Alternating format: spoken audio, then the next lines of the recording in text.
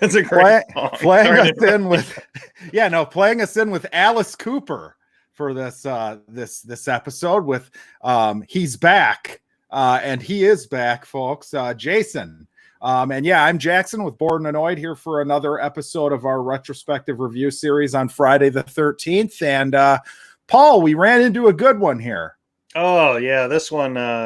This is a great one. Made the last one almost worth suffering through. Amazing. Yeah. So why don't you tell us where you're from? So I didn't do that last week. Where can people find you? Yeah, absolutely. So I haven't had much time to clean up behind me. It's been a week, but anyway, you can find me on the Tales from the Flipside YouTube channel. We go live Monday nights about 9:30, and we've added some other shows which are really neat to check out. Vintage Voyage, covering some older comics with some gentlemen much smarter than me, and Global Comic Safari for foreign editions, which is part of the comic market that's picking up. So check it out if you can. Thank you, sir. And Jason Lives. This is the one I remember liking as a kid, and I haven't seen it in forever. And now I feel like this is a movie that I'm going to pop on like intermittently just as a fun time, because holy shit, is it really fun. It is a super fun movie. When did I watch this one? After number 3 for some reason? Yes, you watched this on accident. I got like an hour into it before I realized, I don't know. It was crazy. I don't know, whatever, but we're all up to date now, and I have not watched number 7 at all. Perfect. So. Now, this to me feels like an apology for 5. Yes. It really does. Apology. It was a good apology. I'll take it. It's great. So essentially, this is the one where finally, like, when we decided we were going to do this, I expected more of this in the series, because this one is Jason has tons of screen time. There's awesome kills in it. It's cheesy as hell. There's a scene in this where he pulls a girl out of a window and her slippers fall off and like land on the ground. And that to me is like quintessential what I am looking for in a movie like this, So I couldn't have been happier with this. I really just had a ear to ear grin on my face the entire movie. What is he doing here, folks? Yeah, I can't remember which movie it was inspired me because we're all out of order. But I did a little Amazoning, and my oldest daughter hates me now. But have you been scaring her with it? Oh yeah, she doesn't like it at all. You know what's funny? I drug her through the house by her foot, and I may or may not have had a real kitchen knife in my hand at the time. Oh my goodness! Call the authorities, Paul. That's horrible. We take it to 11 in this household.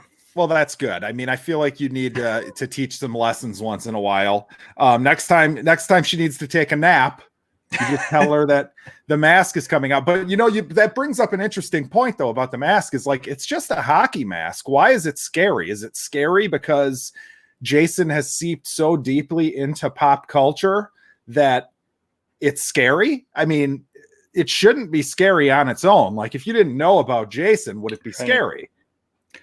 I mean, if you had no knowledge of Jason, I would say no. It just depend on how the person was coming at you. I mean, this going at you like that, right, might send a few signals. But it almost reminds me of, I always say that like it's damn near impossible, I think, before watching the Star Wars movies to not know that Darth Vader is Luke's father, just because it's like seeped into the culture, right? Absolutely. So like, who before you ever see a Jason movie, that's all that mask is to you. It's not even a hockey mask anymore. You know what I mean? It's his thing, right? I guarantee you there's people who don't know it's a hockey mask. It's just Jason's mask. Yes, that's probably true. That is probably true. But anyways, we have this movie, and I want to give him credit because he wrote and directed this, and we've got the kids. Scare her, Paul. The little one. I don't know if she's as scared. Oh no. She's not as scared as the 6-year-old? Oh, no, she's not. Oh, she's ah! Look, we're on TV. Oh. She's upset because she woke up and Grandma's gone. Ah, okay. Yeah, now, Mama went home, babe. Can you go downstairs and see mommy? I hear mommy. No. Can I have a kiss? Oh, give me a hug. All right. He's just trying to make up for his previous comment about holding a kitchen knife and dragging his kids around the house. He's trying. No, she just woke up. But yeah, right. Yeah. I mean, so this one was written and directed by Tom McLaughlin, and I feel like I want to give that credit where it's due because it's so awesome. Yeah. Same guy does the score, but there's music from Alice Cooper in here. There's fun music played throughout the movie. There's a song called "I'm No Animal" by Felony, which is really fun. Is that the 5-minute song in the trailer? I think so. Yes. Yes. Yeah. There's the kills. One of the kills in this. These two are sleeping in a trailer. They're sleeping with each other, having sex. And by the way, this is completely absent of any nudity whatsoever. Yeah, you get a little camel toe. Yes, and from the girl who's pulled through the window, and then just a crotch, there's no camel toe, just crotch shot when he's in the car, and that's it. And you know what? I'm totally fine with it because of how good the rest of the movie was. Yes. You barely notice. I didn't even think about it. About it. The slamming of the girl's face in the RV it was great. There were so many great kills in this. But yeah, Tommy Jarvis is back. It's funny because it's like the Tommy Jarvis trilogy of movies, and I feel like he's a completely different character in each movie. Like it's a new actor too, which threw me off a little bit at first. Right. Yes, new actor, and this time the plot of the movie is he's sick of this PTSD. He's going to destroy Jason's corpse. He's going to basically go to the gravesite and he's going to set it on fire. And he thinks if it's gone, then it will, won't be a problem for him anymore. But anyways, he takes like a rod, I don't know what you'd call it, like a fence post, like one of those scary looking old fence posts with like the pointy end on it. And he stabs the corpse a bunch of times, sticks it in there, and then lightning strikes. And I think this is the moment where we can 100% say that Jason is supernatural, correct? Yeah, 100%. He's supernatural right now. There was some off-air discussions previously, but definitely now. Yes, he is 100% supernatural. He gets brought back to life by the lightning. He tears a guy's heart out. The first kill in this, he punches through someone's chest and holds his heart in front of the camera from the back view of the guy.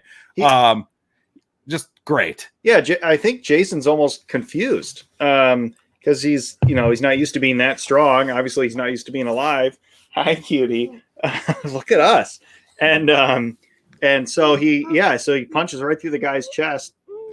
Yeah, there's a few moments in this where he's surprised by his strength, and they really play on the cheesiness and fun of that.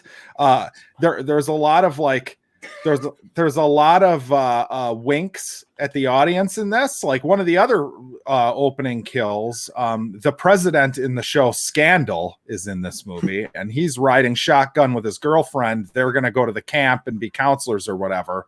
Yeah. And the girl sees him in the road and says, I've seen enough horror movies to know that if there's a guy with a mask on, you better watch out or whatever. And that's the kind of stuff where it's like, okay, now they're finally admitting what this is, right? This is just stupid fun. I laughed when he kind of threw him with the post with the metal bar. Yes. That ragdoll flying over was kind of funny. With his little cap gun. Yes. Pea shooter. Yeah. And then there's a great scene too with there's some paintballers, like a corporate paintball group. Everybody's in the woods. Yes.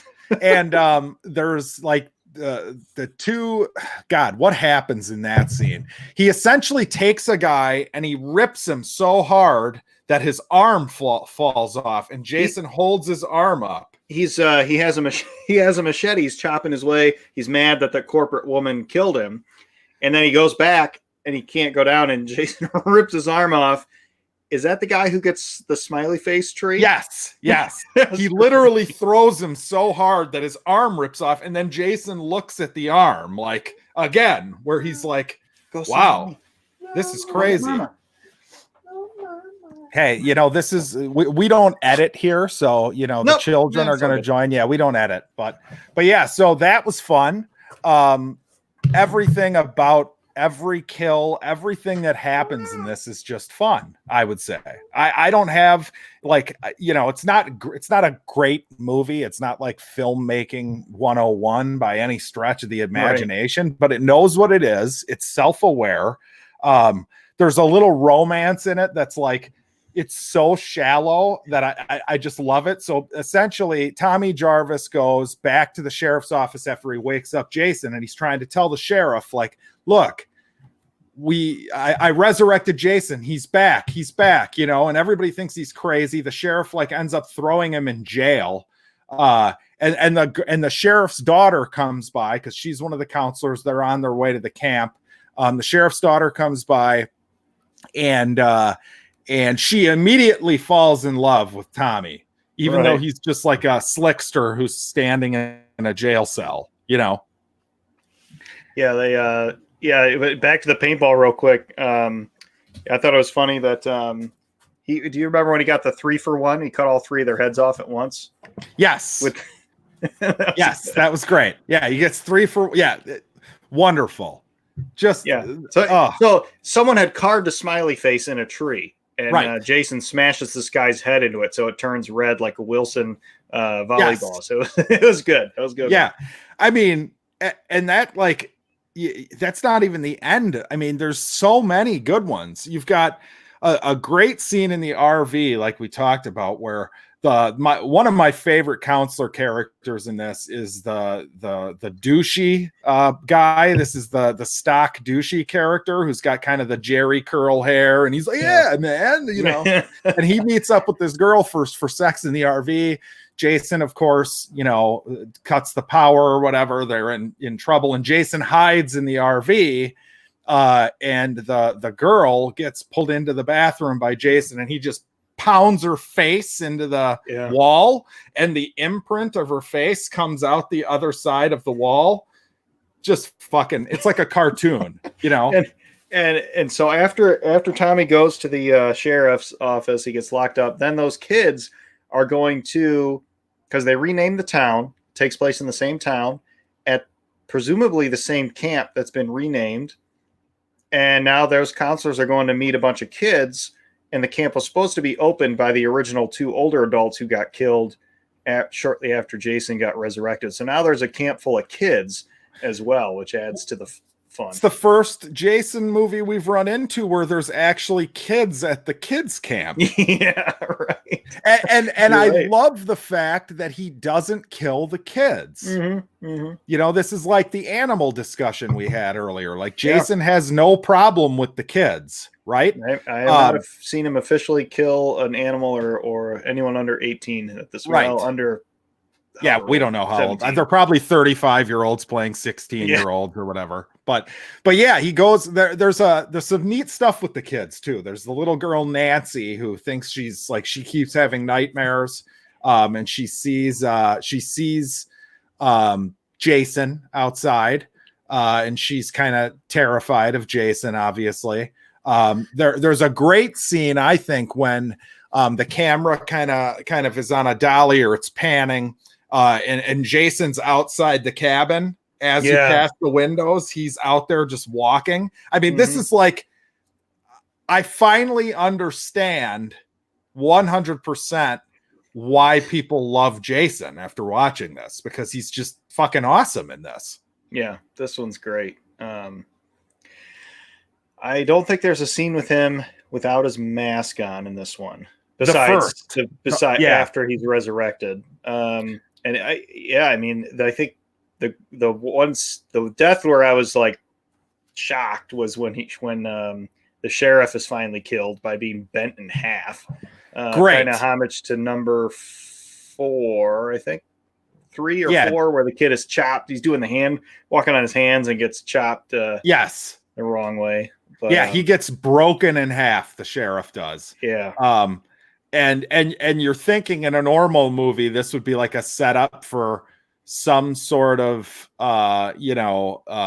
scene at the end where the daughter and the father embrace and everything's okay. But no, we break the dad in half, and it's just forgotten about within like 45 seconds. Right. I do think it's funny that the sheriff is so like, does he think Tommy Jarvis is running around ripping people's arms off and it's He like, must. come on. Yeah. He And says then, when they find the paintballers, he said, "Man, this guy really wants us to believe it's Jason."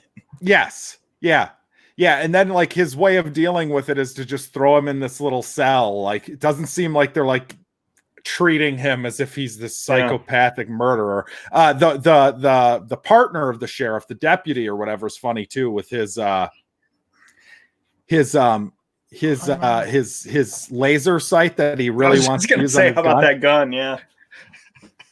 Like he's just gonna blow off some teenager's head, Yeah, it was the size of a flashlight. It was huge. I mean, he ordered it. He special ordered that. Yeah, he was really excited about it. Yeah, so that was a funny part. And yes. Gosh, I'm trying to think of some of the other deaths in this one. That he's definitely supernatural. He gets shot. He gets everything. Shotgun blasts, and he's fully immune to anything now.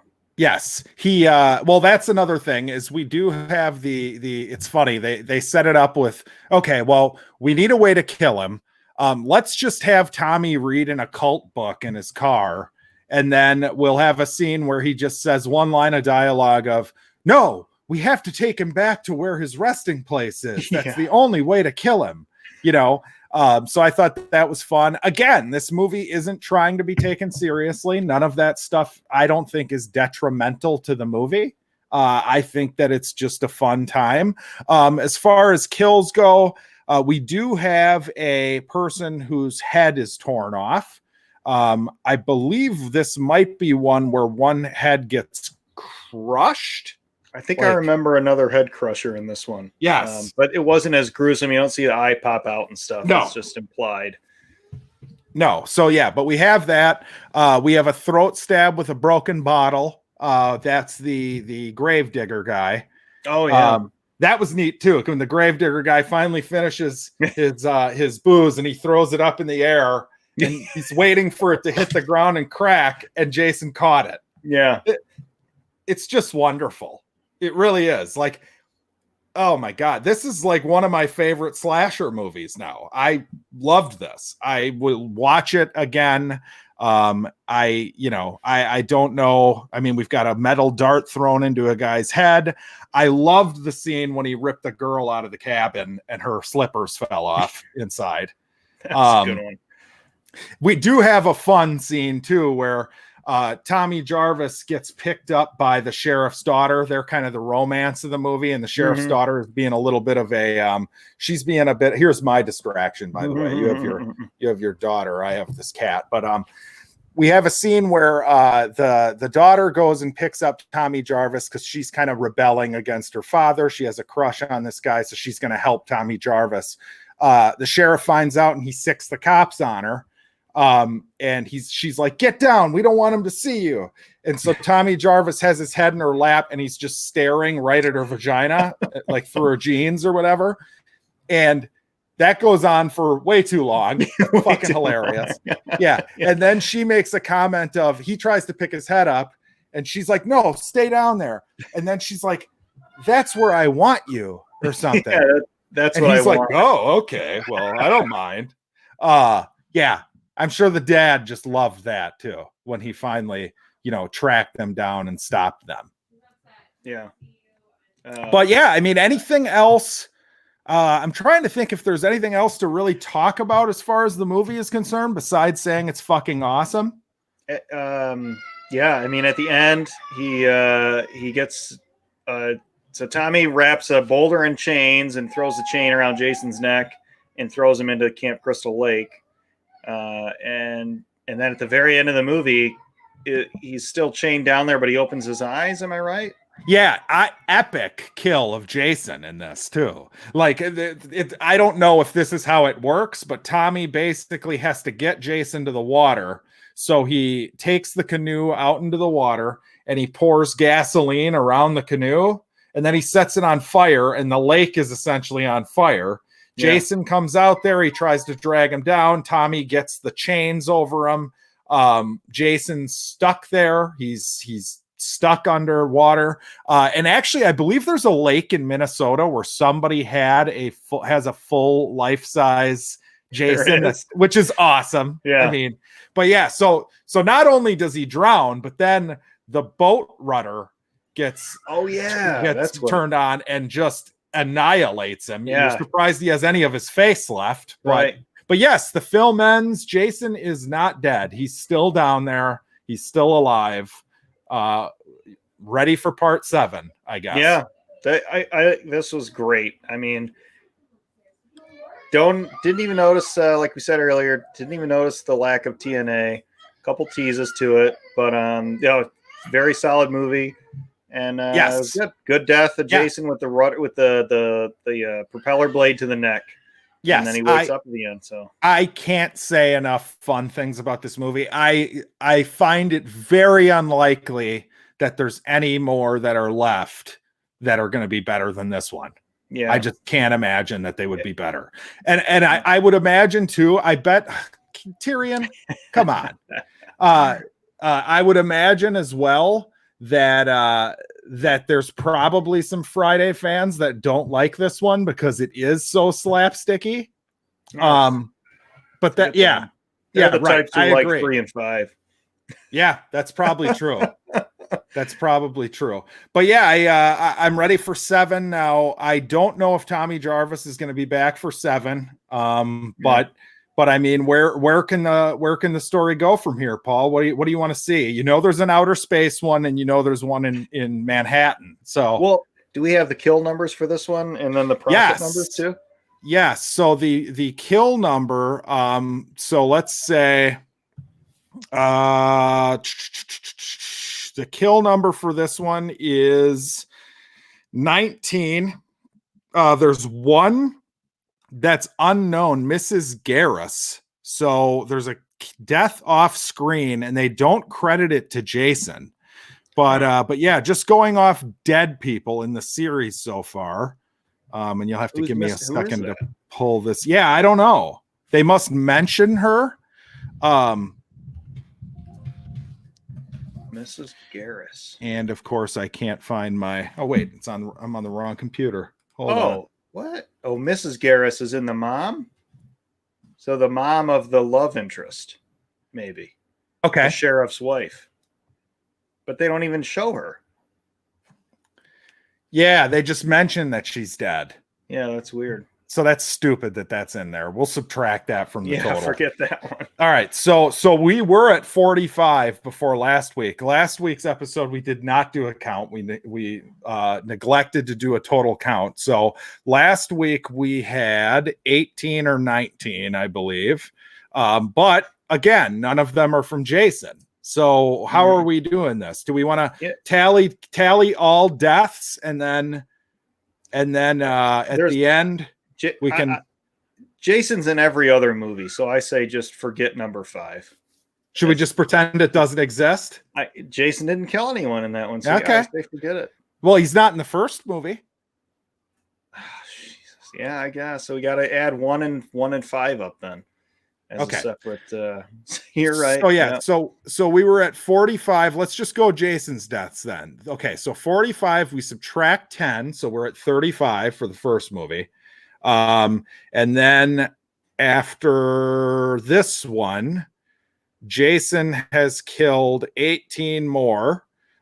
So we are at 53 kills for Jason through the first 6 Friday the 13th movies. Now, I want to say he is far and away the most prolific murderer of any of the slasher film franchises. I don't know if Freddy killed this many people in all of his movies combined. Yeah, I feel like Freddy is more of a psychological killer, and so that limits his audience. And then the Halloween is a vengeful one, but so is Jason. So it might be Halloween versus Michael Myers versus Jason here. And that is a difference though too, because even Halloween is a lot more spooky in the style that it's done in. It's a lot of him stalking. He's just kind of in the background, whereas these movies are all about what fun ways is Jason going to kill people, and that's why this is the best one so far. I mean, I'm assuming you agree that this is the best one.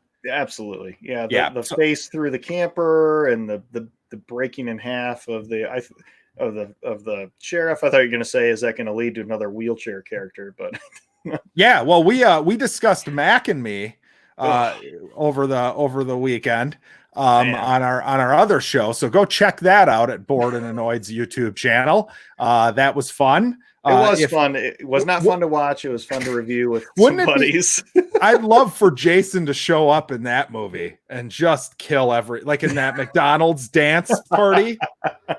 Yeah, that would have been great. But so I've got nothing else to say. I'm giving this an A. Yeah, I'm just going to give it an A. A+ if they would have thrown some TNA in there, but it's an A. Yeah, it is amazing that point though. That's not even like, you don't even think about it, because this movie is that good. Yes, it is that good. So yeah, I mean, Paul, again, where can we all find you? Yeah, absolutely. YouTube, Tales from the Flipside. We have a live show Monday nights at 9:30. Some other shows that go live as well. I know tonight, actually, well, we're going to show this later. But anyway, Sunday nights at 9, Vintage Voyage is going to go live. So they talk about some older comics, some other guys who are smarter than me, and Global Comic Safari, some foreign comics as well. So check out our channel and scroll on over to the playlist and see what catches your eye. You're destroying the illusion, Paul, with tonight. You know what I mean? The illusion that this is live, But yeah, no, go check him out. Go, scroll down, click on the link, go follow him wherever you can find him. Paul's Problems CBSI on Instagram. Is that correct? Paul's _problems _CBSI. Yeah, there's all sorts of underscores. We'll just follow. You'll have more fun following Tales from the Flipside on YouTube. Oh, don't say that. Don't say that. Everyone wants to follow you. But yes, I'm Jackson with Bored and Annoyed, and tune in next Friday for Friday the 13th, part 7. What is this one called? New Blood? The New Blood. So I have no predictions. I don't know. I have no predictions for where the series could go at this point, because Jason's at the bottom of the lake. So I mean, he's alive. That's all I know. Somebody's going to go get him, right? I mean, he was only by the neck. I mean, if he's alive, you could, in theory, just... I felt like that was pretty weak. I thought they were going to chain him a lot more, but that, I guess that would be another plot hole in the movie, is how the hell did he get that chain on him? But right. I mean, he's Tommy Jarvis. All of a sudden he's a badass, right? Yeah. I mean, he was actually likable in this one. Yeah. Overall, he found his voice. Yes, he found his voice. He was completely different. Now, we talked about last week, and we're running long here, I suppose, but we talked about last week the ending of 5. They totally pretended 5 did not exist. There is nothing. Yeah. You can watch 4 and go right to 6, and 5 does not matter at all. Yeah, but even at the beginning, they cover 4 in 2 sentences where the buddy he's with says, "Oh man, if the institution found out about this, they'd drag us back there or whatever." Right. Boom, you just covered number 4. Yeah, so 5 just covered it. Johnny, Tommy was in an institution. Boom. Yeah, 5 sucked. Let's just, 5 and 3 we can just dump, in my opinion. But yeah, thank you for tuning in, and we will see you next Friday. All right.